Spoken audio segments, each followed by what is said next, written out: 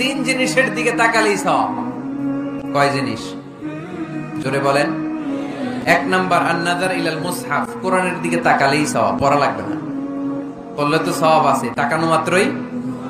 দুই নাম্বার আন-নাযার ইলা ওয়াজহিল ওয়ালিদাইন, মা বাবার চেহারা,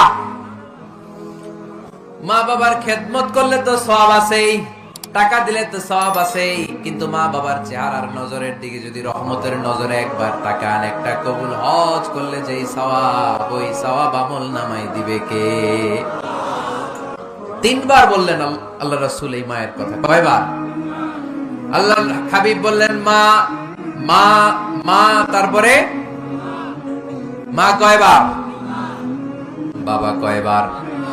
তার মানে ইসলাম মাকে দিয়েছে স্বর্ণ পদক, ইসলাম মাকে দিয়েছে রৌপ্য পদক, ইসলাম মাকে দিয়েছে ব্রোঞ্জ পদক, বাবাকে দিয়েছে সান্ত্বনা পুরস্কার।